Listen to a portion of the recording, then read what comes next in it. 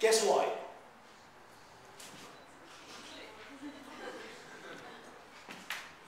I don't care about Phil's skill in typesetting. I don't give a hoot. I don't give a tuppenny damn. For 5 halcyon years, all publishing in the UK had big drop cap A's at the beginning of every paragraph, because we could all do drop caps. Typography was awful, but the fact of the matter was that many of us could do publishing that couldn't do publishing before. When I first went to Dubai, I started my publishing business in Dubai with a PC. Sorry it wasn't a Mac, folks. A PC. That's all I had. I used to drive around with a PC at the back of my car. When the Dubai Ministry of Information tried to shut me down, they said, bring me the publisher. That's me. Bring me the editor. That's me. Bring me the typesetters. That's me. Bring me the designers. Look, they're all me, mate. But this is not a publishing house. This is not publishing. Good. Glad we got that sorted out. iPod 1.0. Have a quick look at the music business. Have a quick. The music business. Imagine this, right? I don't know. I'm a bit of an old man. You're a bit younger than me. But I remember when we used to have vinyl. And they sold us the idea of CDs. Oh, you have to get a CD. It's digital, you see, and it's much higher quality. You can hear the composer's baton clicking. You can hear the breathing of the crowd. Oh, I thought, that sounds nice. Went and bought a CD player. Lovely. What have I done with all my CDs? Have a quick guess? Have a click. I ripped them all onto this thing. Okay? The quality of an MP3 at any reasonable file size is awful. Again, click. In my car, I play it over a damn iTrip. The quality of an iTrip, the dynamic range of an iTrip, the lack of top end is worse than a Chrome cassette. In fact, click.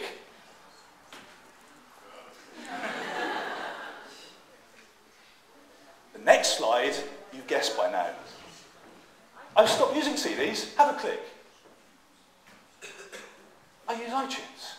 Over 5 billion songs served, 25 million a day. The music industry is rocking. The entire nature of the distribution of musical content around the world has been changed because... All together now. Next slide. It's a truth. I play worse quality music in my car than a Chrome cassette, but I don't care because I've got access to all my music. And I've got access to all the music in the world. Here's some more chickies for you.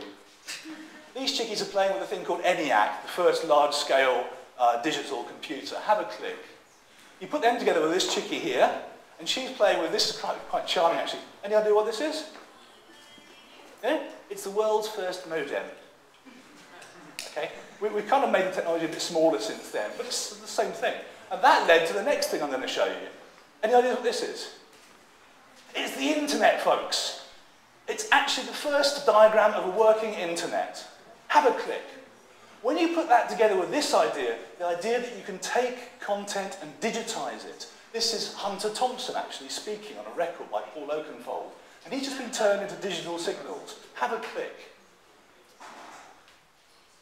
Look at that.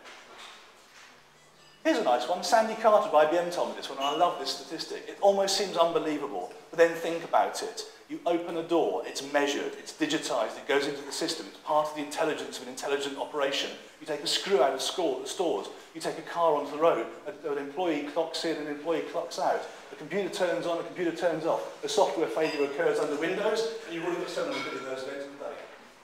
Move on.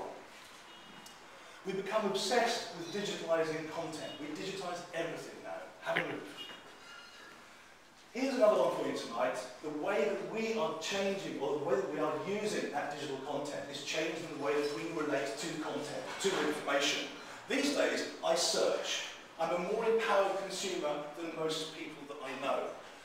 I use Discovery, Twitter, Delicious, Congo, Reddit. These tagging services allow me to share with my friends information that I have Googled and that I like. And then I use services like RSS readers, to maintain the discoveries that I like. Search, discovery, and maintenance are how we are using the internet. Have a click. Search. Google, Bing, Yahoo, whatever you use. Somebody says to you, osculation. Osculation, you say? Click. Now you know what it means. It's an incredibly fast process. But it's the same for everything. Pajero. Does anyone want to buy a Pajero? What do? You Google Pajero. Have a move on. Once you've done that, you might share it on Twitter. Hey guys, I just found out what osculation means. What does osculation mean? But there's also the more powerful uses of Twitter. The fact that we can now search the world. That's used to can't. You search the world for the search terms that interest you. There might be aviation, then you'd be the first guy in your office to find out about the Sudan air crash off the coast of Beirut. You might search, use TweetDeck to search for other topics that you're interested in. But the fact is that with search and discovery, you have some very powerful informational tools. Have a quick click. And then we use maintenance, RSS. This is my RSS reader, and all these things are set up, and every time one of these websites changes, I get that change as a heads up. So with these three tools, I'm able to move and process a huge amount of information. I am, in many ways, my own editor. Have a click. So, I would argue we don't need newspapers anymore. I can do it all myself. I look for the information that interests me, I get the information that interests me. I get fed information that doesn't necessarily interest me by a very large group of people on Twitter, so there's a huge discovery job being done for me. And then I can work out the information sources that I want to monitor and follow, which include Reuters, AP and AFP. Have a click. Getting to the end of my argument tonight. This is a very important book. It's well worth reading. It sold 4 million copies when it first came out. Robert M. Pirsig. And one of the things that Pirsig talked about in this book was quality. And one of the things that Pirsig said about quality, which to this day is a major point of contention in philosophical debate, is you can't define quality. The quality of electronics, the quality of malice, the quality of intent. He has good quality, she had bad qualities. There are so many different types of quality. Have a click. I have listened over the last 20 odd years of my relationship with technology, time after time after time, to people telling me, well, that'll never work, there's no quality in that. Smash, internet, roll over, technology, roll over. Oh, that'll never work, we're a travel agency, we give people quality advice. Or you can't replace the quality of browsing around a bookshop. You know, the feel of books in a bookshop, like Amazon.com, bang. Have another click. Again, this thing about quality. And this debate all started because of a row I had with some people about the bloody iPad. Have a click.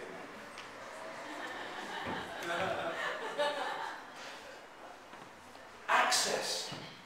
Instant access to books, to newspapers, to content. This isn't the end of the world. This is the start of the end of the world.